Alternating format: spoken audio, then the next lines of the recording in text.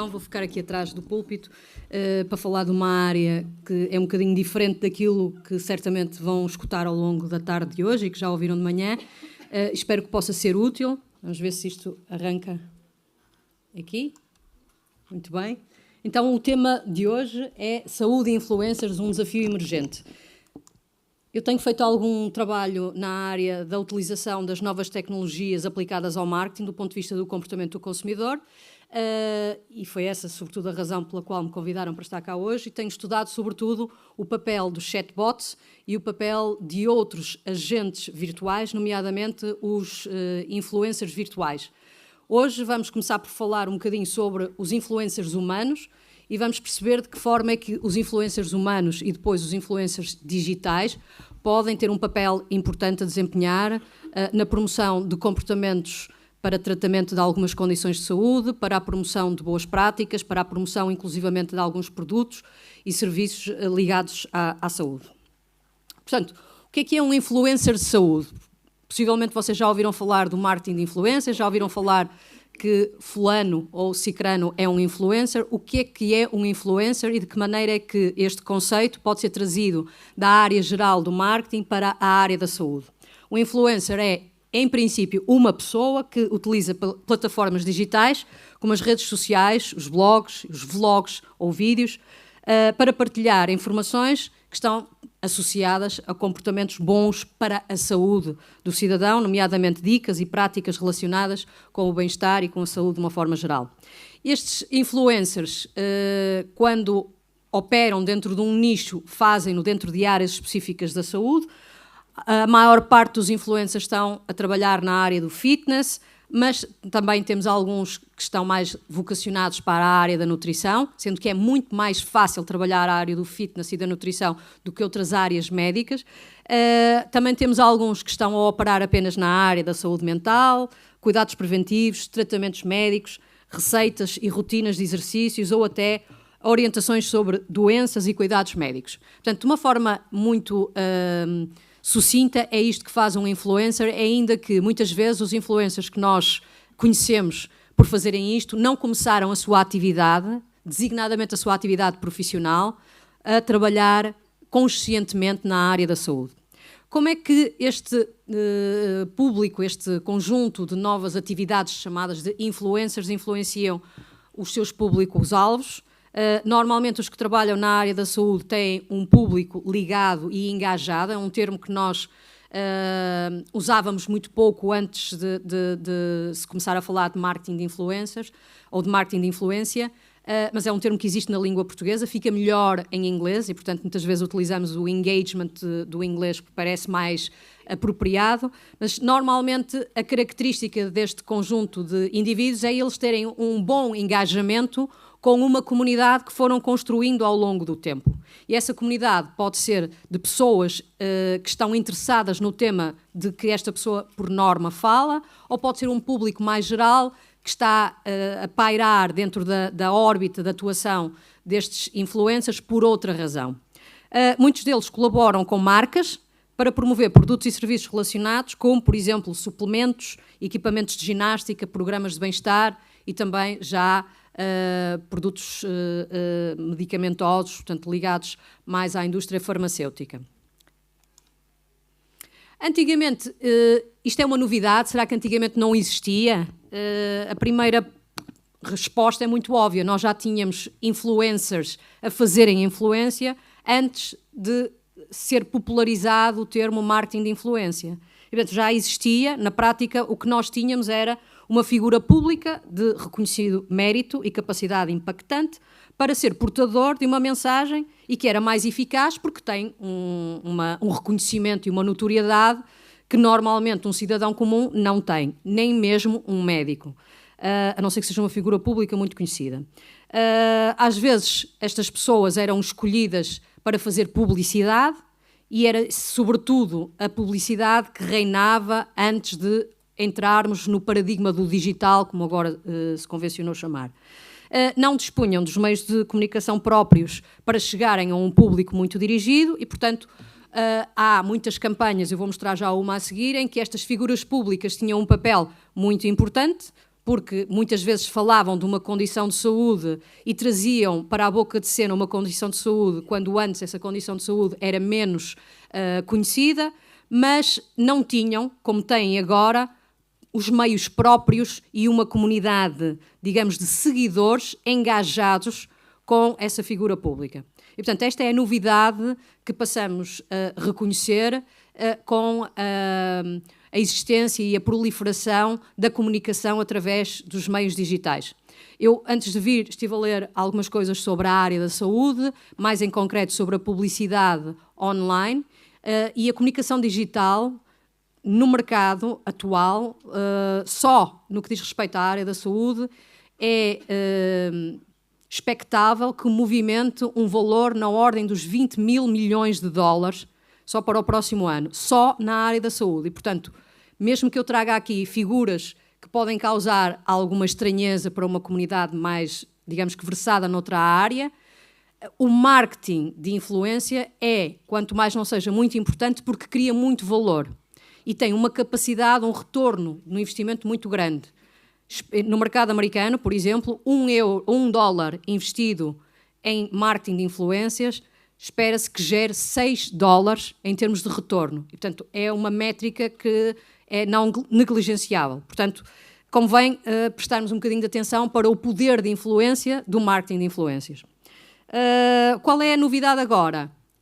Os influenciadores podem falar do que lhes apetece. E, portanto, eu tenho menos meios para controlar a mensagem, ao contrário do que acontecia antes. Portanto, a não ser que eu pague a um influenciador para ele dizer exatamente aquilo que eu quero que ele diga, ele é livre para poder dizer o que lhe apetece. E é esse o problema, e é esse o grande desafio, e é por isso que este tema encaixa nos desafios da regulação.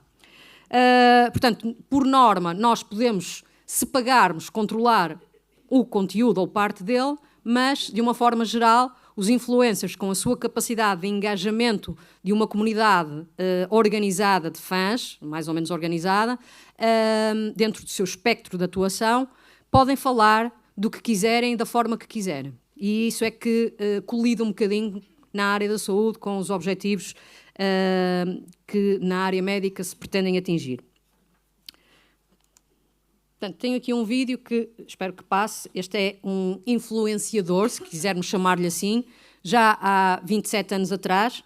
Era o senador do Kansas, do Partido Republicano, e que veio pela primeira vez falar de uma condição de saúde que não era muito popular na altura e não era hábito vermos senadores americanos, muito menos conservadores, a falarem sobre esta questão. Penso que o vídeo haverá de passar, mas alguém ali em cima poderá ajudar-me para não avançarmos já para o Rui de Carvalho. Vejam se conseguem pôr o senador Bob Dole.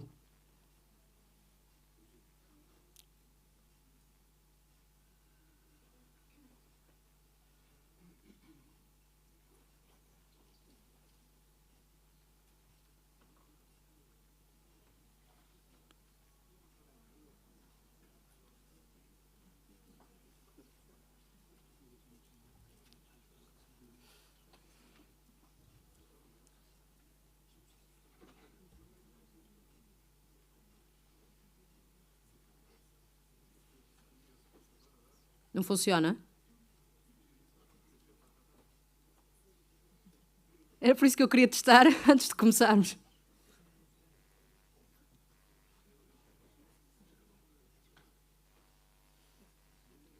Ontem à noite estava a funcionar, não era? Vamos lá.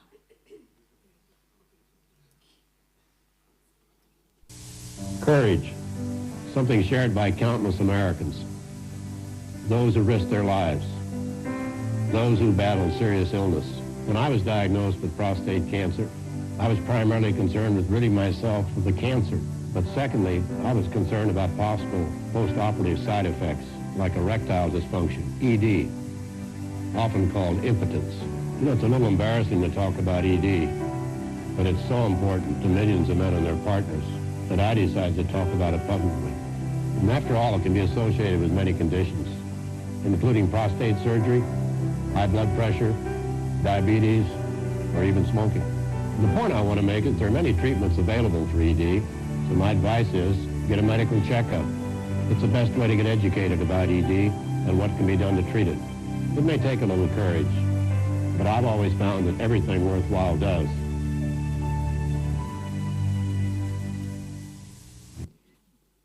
Portanto, este vídeo teve muita relevância na altura a trazer para o conhecimento geral os problemas associados a esta condição de saúde e foi muito impactante na altura porque não era, como eu disse, hábito ver uma figura pública a falar deste assunto.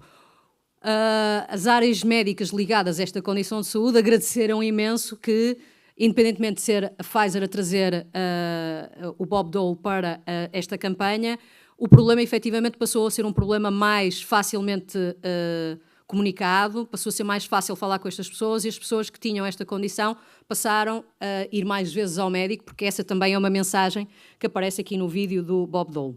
Hoje em dia, nós continuamos na mesma onda de há 27 anos atrás, a trazer condições de saúde para a boca de cena pelas mãos de figuras públicas. Queria só ver se passavam então o outro do Rui de Carvalho. Aqui, agora já deve dar. Muito bem. Então temos o Rui de Carvalho. A minha vida foi feita de muitos palcos, histórias, personagens, muitas alegrias e também de algumas mudanças. Mas o teatro sempre foi e continua a ser a minha maior paixão. Subir ao palco, descer, para subir outra vez. Anda cá acima, conta-me uma história. Aqui em casa é igual. O jantar está na mesa. E para isso só posso confiar numa marca que ainda é mais experiente do que eu. Stana. Conosco, a vida é mais fácil.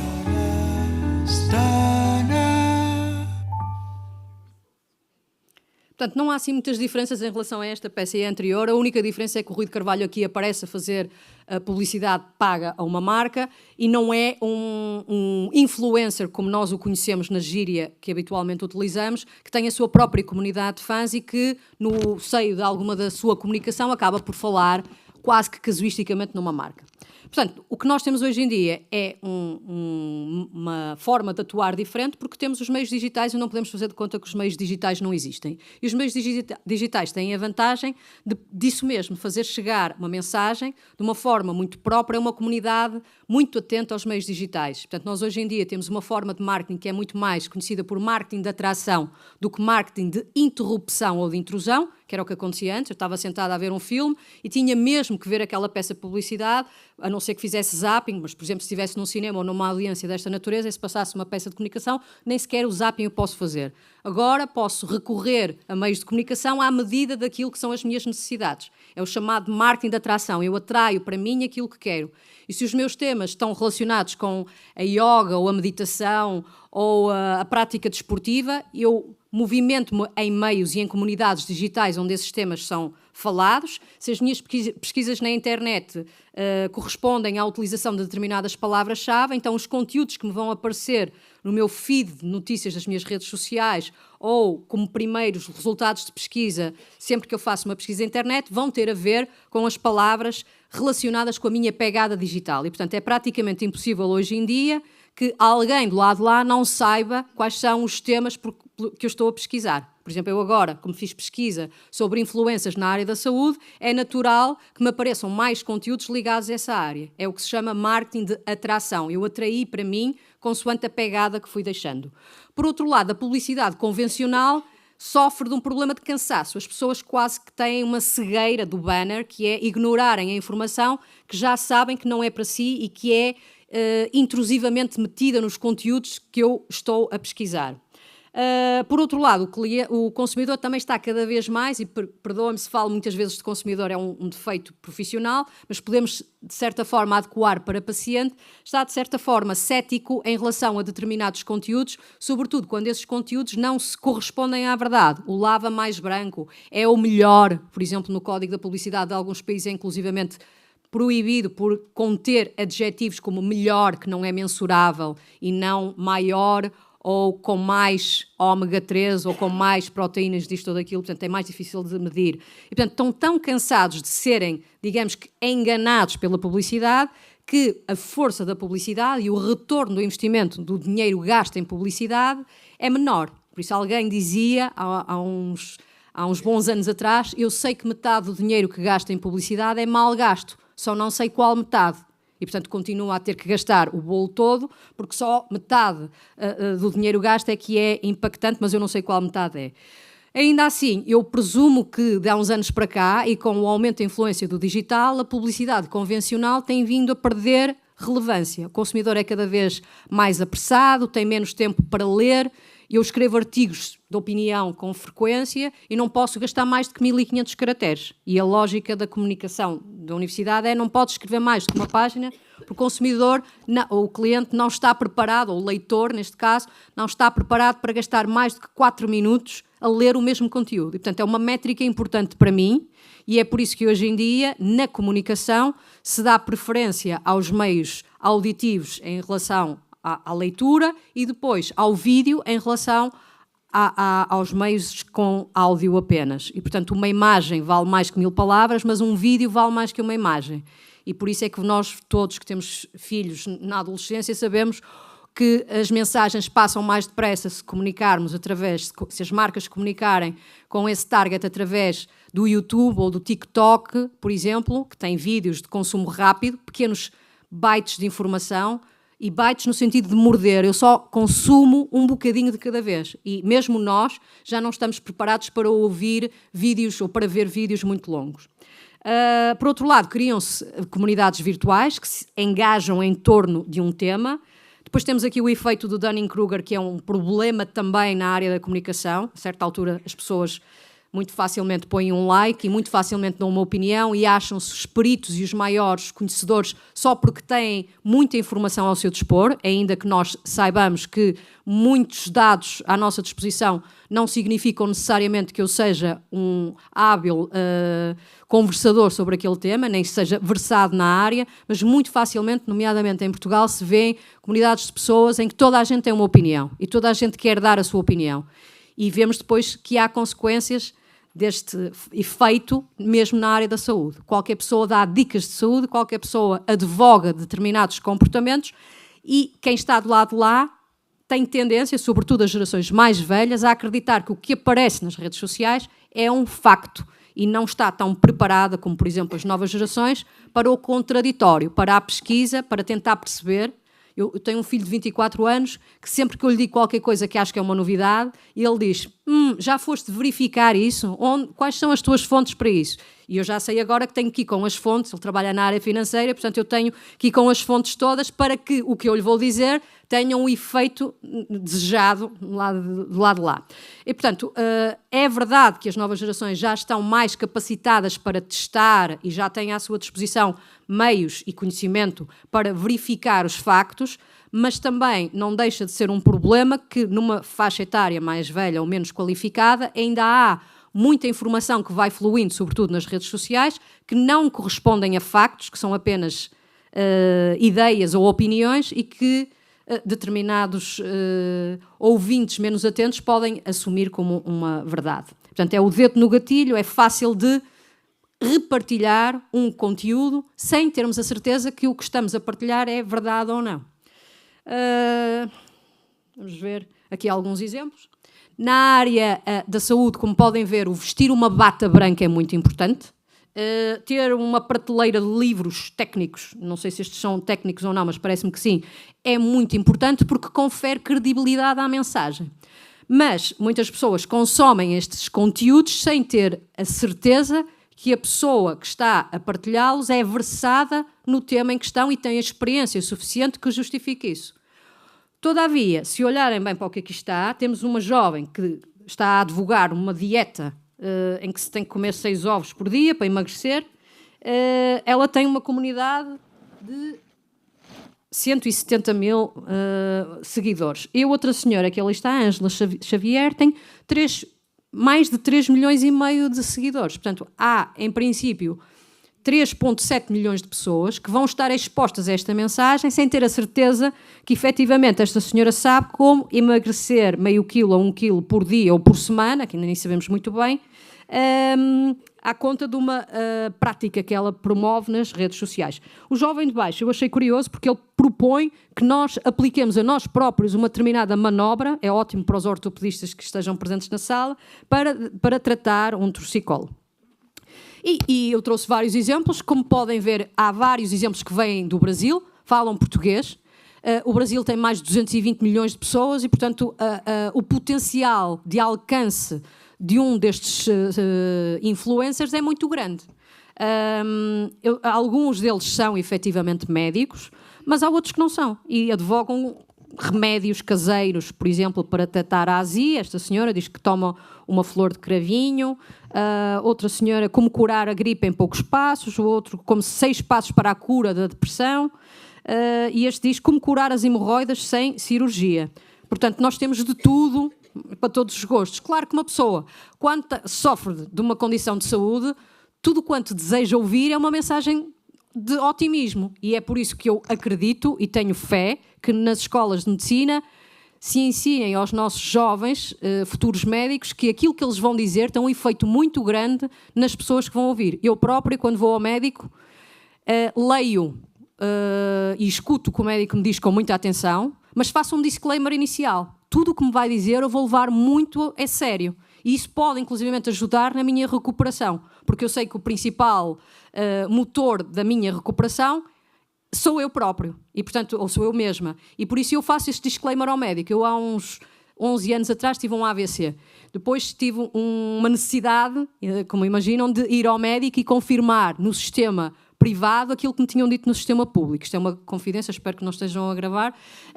O que garantiu uma grande confiança na profissional de saúde que me atendeu foi ela dizer-me: eu não sei o que é que está aqui a fazer, foi muito bem atendida no sistema público, mas já que pagou pela consulta eu vou-lhe dar a minha opinião. E a primeira coisa que eu lhe disse antes dela começar a dar a opinião foi: o que me vai dizer é muito importante. Eu tenho que ir dar aulas a Macau, preciso de saber se posso ir ou não posso. A maneira como ela transmitiu a mensagem foi de tal forma otimista que eu não vi qualquer problema em voltar a ter a minha vida normal. Isto funcionou muito bem comigo e eu sou muito influenciada pela comunidade médica. Portanto, eu posso dizer, e vocês depreenderão com facilidade, que os médicos, para mim, funcionam como um influencer. E, portanto, desengane-se quem pensa que eu vá dizer que os influencers são os maus da fita.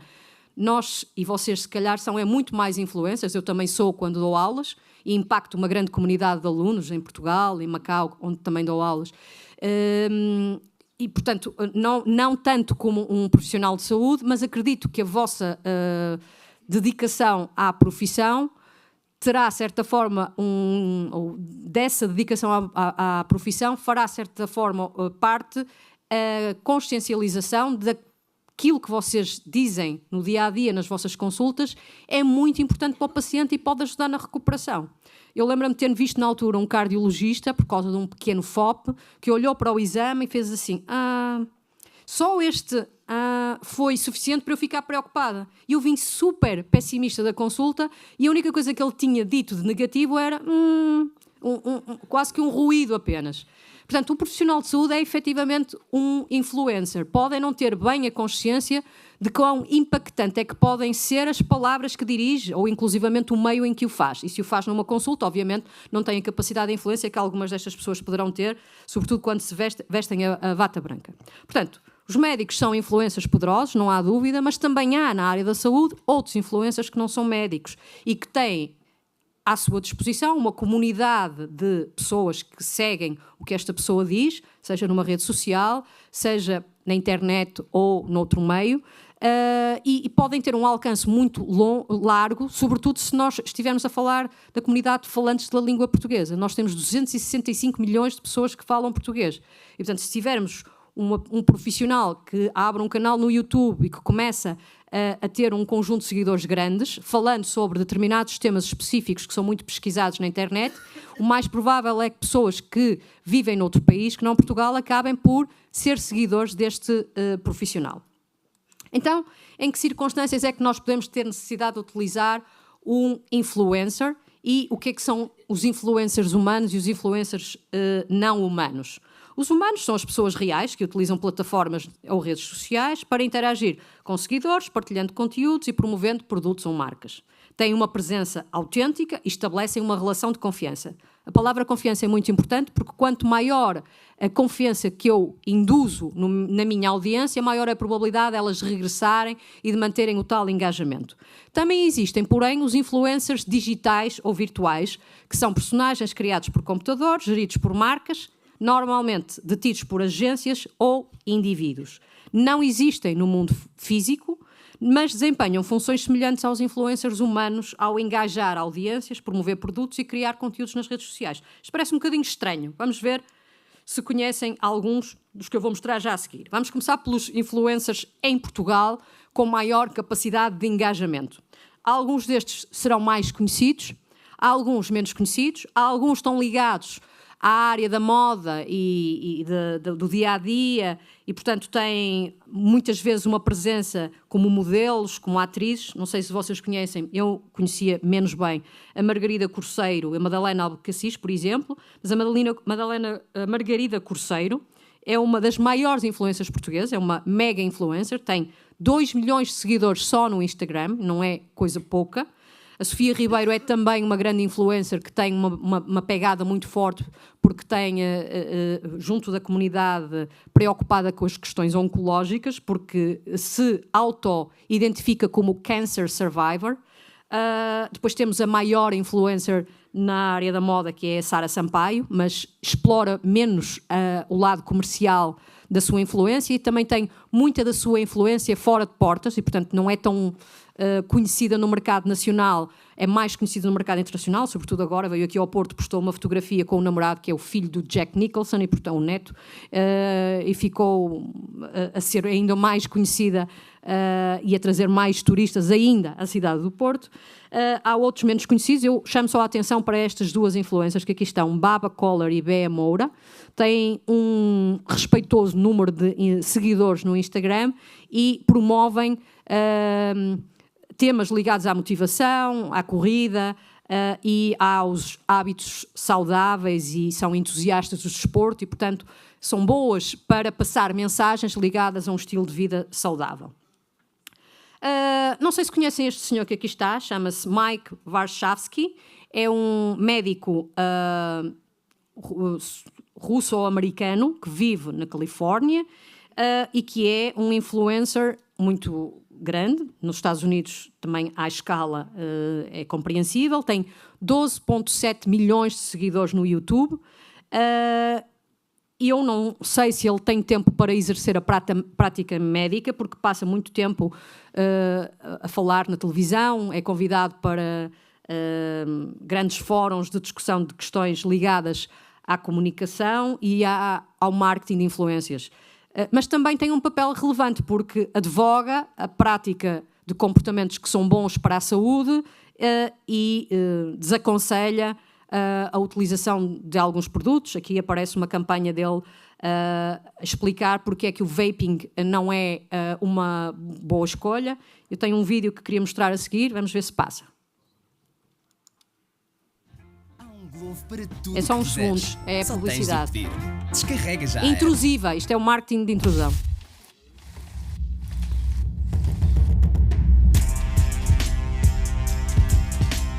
Bem parecido. Warshawski is a family medicine physician.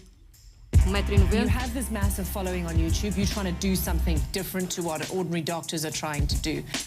Uma abordagem The diferente. news come out that he saved a man's life on a flight to Israel. Dr. Mike is coming? Yeah. Dr. Mike is coming, Exactly. so he's compassionate, he's knowledgeable. We want to get your take on this. Dr. Mike is here to show us how it's done. All right, ready? Knowledge is seeping into her mind. Why do I sweat so much more than normal people? It's right here. What? Collagen. What about collagen? Can I overdose on Claritin? Should I be concerned that I pee all the time? What are your thoughts in general about the vaping situation? I hope she's not going to shock the patient. Oh my God, please tell me she's not going to. No, the right lung. Let's get it out of here. This is not the way you perform surgery. Bright and early day. Time to be a doctor.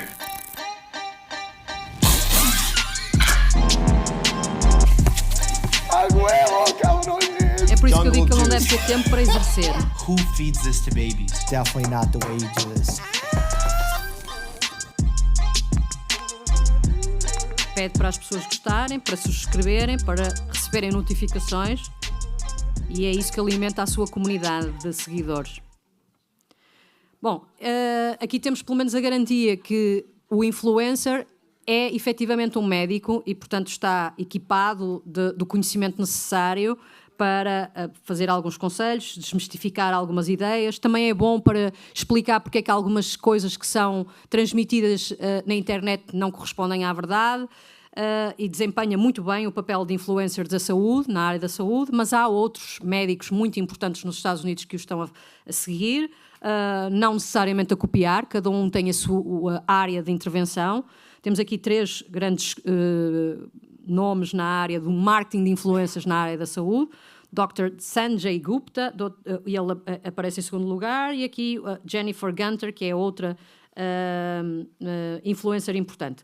Reparem que, ainda assim, os seguidores nesta rede social, que é o Instagram, não se aproximam dos números que ele tem. Portanto, é de facto um ótimo exemplo de uma pessoa com uma grande comunidade ao seu dispor. E, portanto, qualquer informação que ele passe chega a uma grande audiência. Portanto, é certo que vai ter um sucesso. Depois vamos falar de outros influencers.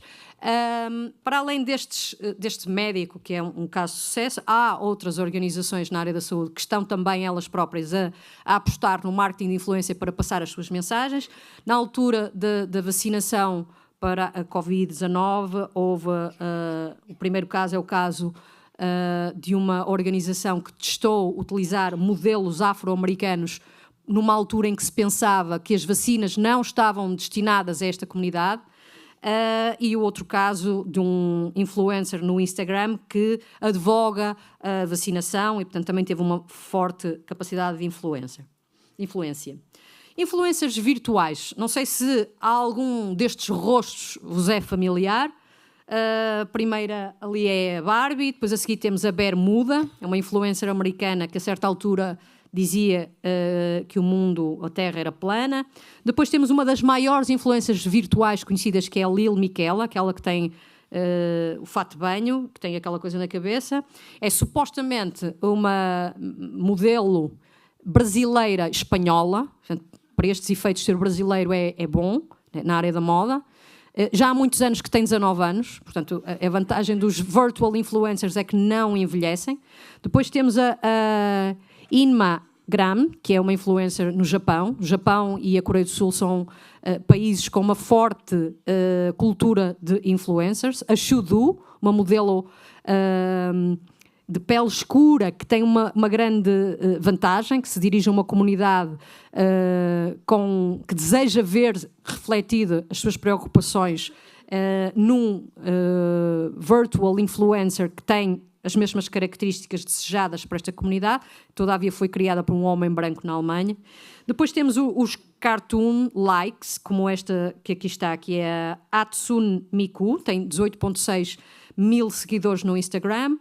Em baixo temos outro cartoon, estes são muito consumidos no Japão também, é Nunuri. A Nunuri tem uma comunidade muito forte, 386 mil seguidores só no Instagram. Tudo isto que aqui está são números só para o Instagram.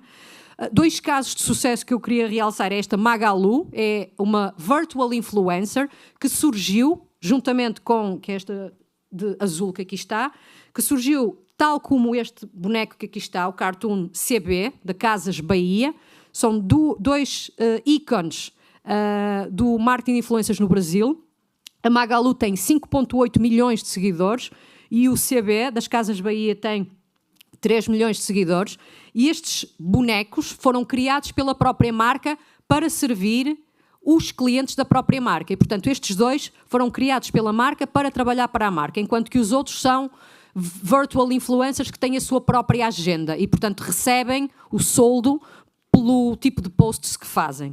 Depois há aqui um que é o Knox Frogs, foi bastante popular e vou-vos já mostrar a seguir, porque foi contratado, ainda que seja um influencer virtual, pela Organização Mundial de Saúde para apelar à vacinação. E, portanto, é bastante interessante porque os virtual influencers têm algumas vantagens em relação aos influencers humanos. As vantagens é que podem cobrar menos por cada post, ainda que alguns destes posts possam custar na casa dos 10 mil euros, mas em princípio e em média, são mais baratos, mais económicos, são totalmente controlados pela marca, porque o seu contrato, para dizer bem da minha marca, ele há de dizer exatamente aquilo que eu lhe pedi para ele dizer, não envelhecem, podem manter relacionamentos com a comunidade de fãs por mais tempo, viajam, portanto eu posso ter a Lil Miquela em Paris e no dia a seguir estar em Nova York. Podem interagir com os humanos, a Bella Hadid está ali a interagir para uma campanha da Calvin Klein com a Lil Miquela. Podem ter uma existência em mundos virtuais, portanto eu posso colocá-los num jogo do Roblox ou num jogo do Sims. Se não sabem o que é que eu estou a falar, perguntem aos filhos lá em casa, que jogam nas comunidades virtuais. E podem estar presentes em campanhas que desafiam a criatividade e até a gravidade e as leis da física. Os contras podem revelar estilos de vida não reais e tornar-se demasiado plásticos, porque não induzem a tal confiança que se deseja, a não ser que trabalhem muito bem a questão da confiança e que vão induzindo a confiança nos seus interlocutores ao longo do tempo. Por exemplo, passando mensagens credíveis e que vão ao encontro daquilo que são os cânones da medicina, ou neste caso, ou da área em que se especializaram. Há o problema do need for touch, portanto, como são entidades virtuais, se disserem que determinado restaurante é muito bom, vale o que vale, porque eu sei que eles nunca comeram a comida, nem cheiraram a comida, nem conseguiram dizer se estava quente ou fria. Estão mais sujeitos a controvérsia, por exemplo, quando a Lil Miquela é fã da campanha do hashtag Black Lives Matter, o que é mais ou menos aceite, mas, por exemplo, a bermuda dizer que a Terra é plana é mais controverso e, portanto, há um poder de contaminação pela negativa aqui. E depois há o efeito do Uncanny Valley, que eu não sei se já ouviram falar, mas que tem muito a ver com um filme que possivelmente terão visto, chamado Her, com o Joaquin Phoenix, em que ele se apaixona por um sistema operativo, que no fundo é um agente virtual, e depois descobre, portanto tem uma relação de proximidade, primeiro é confidente, depois acaba por se apaixonar pela voz, que por acaso é a Scarlett Johansson, e depois consegue sentir ciúmes quando a voz lhe diz que está a ter um relacionamento com ele, mas com mais 834 pessoas ao mesmo tempo. E portanto cria-se aqui um sentimento de estranheza, que é o que nós chamamos o vale do uncanny. Portanto, é tão próximo do ser humano que a certa altura fica estranho lidar com isso. E, portanto, há esse problema com os agentes virtuais. Para terminarmos esta parte da apresentação dos influencers, queria que soubessem que o maior influencer do mundo é o Cristiano Ronaldo, tem 600 milhões de seguidores, e por isso é que metade da receita do Cristiano Ronaldo vem de outras atividades que não a atividade que ele desenvolve profissionalmente e que é a primeira atividade dele. E depois há um conjunto de outros influenciadores que são muito conhecidos e que fazem parte da lista dos mega influencers, que têm mais de 1 milhão de seguidores, o que é absolutamente notável.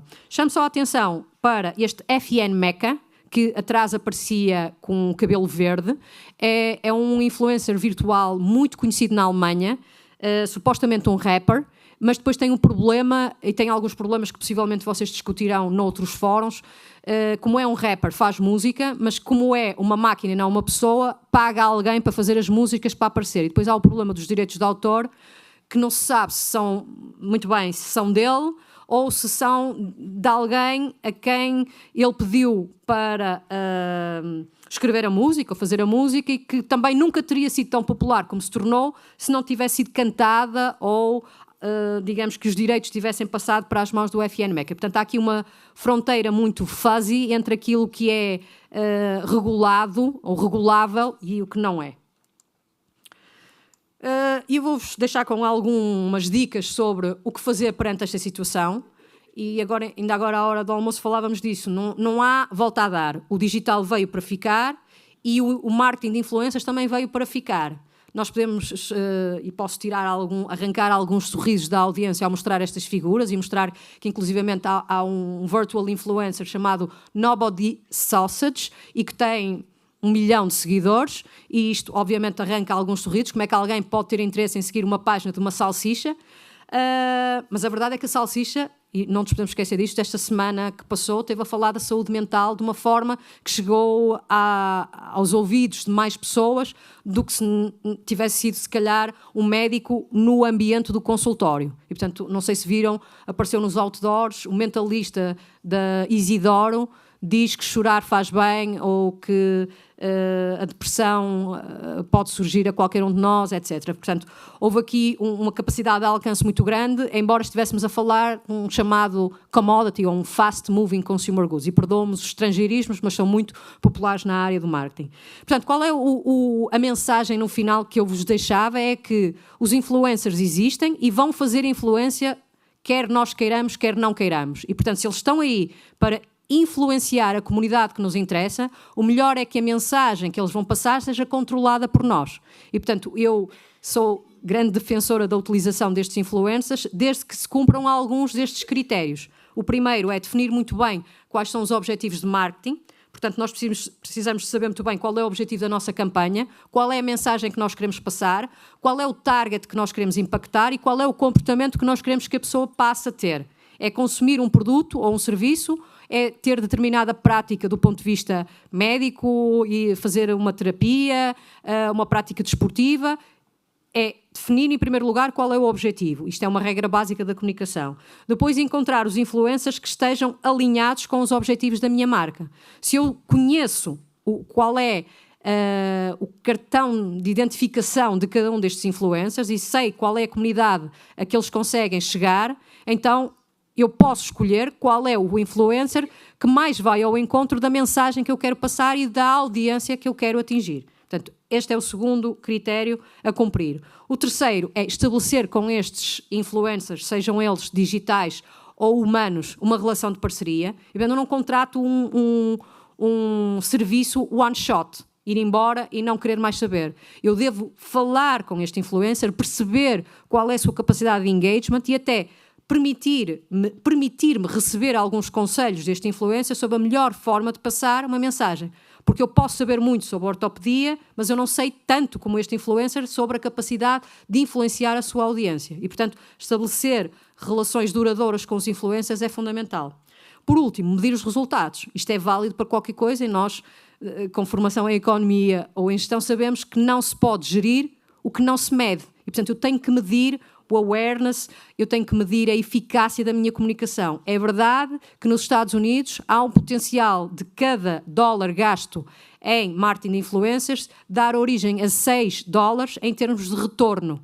Mas eu tenho que arranjar uma métrica para o meu produto ou serviço em particular. E, portanto, eu tenho que ser capaz de medir os resultados. Não apostar num mega influencer só porque o mega influencer chega a muitas pessoas. Eu não vou fazer um anúncio na televisão só porque a televisão chega a muitas pessoas se eu estiver, por exemplo, a tratar de um produto muito específico. Portanto, estou a chegar a pessoas que não são potenciais compradores do meu produto. Neste caso, a Kim Kardashian estava a fazer marketing de influência sobre comprimidos para o enjoo quando não estava grávida. E, portanto, houve muita controvérsia à volta deste tema e houve um certo descrédito na marca e na própria influencer precisamente por isso. Trouxe só aqui um exemplo de um trabalho que foi feito com uns alunos meus na universidade e que tem aqui por detrás uma colher destinada a pessoas que sofrem da doença de Parkinson para reduzir o tremor e a ideia que eles trouxeram para cima da mesa é arranjar um influencer que sofra ele próprio desta condição ou que esteja, de certa forma, engajado com a audiência em concreta que nós queremos seguir. Eu nunca faria publicidade na televisão para um produto destes. Da mesma forma, não devo contratar um influencer que tenha um grande alcance só porque é uma pessoa muito conhecida. Não é porque Cristiano Ronaldo falar desta colher que eu vou vender mais unidades. Portanto, o meu conselho, e com isto encerrava esta comunicação breve, era, se eu tenho aqui um conflito que é, eu sei que os influencers chegam com uma mensagem muito engajante, digamos, à comunidade com quem eu quero falar, então o melhor é eu tirar partido dessa capacidade de influência e controlar eu a mensagem. E, portanto, a mensagem final é, eu devo fazer marketing de influencers, sim, se chegar à conclusão que os influencers conseguem passar a mensagem de forma mais eficaz junto da comunidade que eu queria alcançar e que dificilmente conseguirei de outra forma. Muito obrigada, espero que tenham gostado.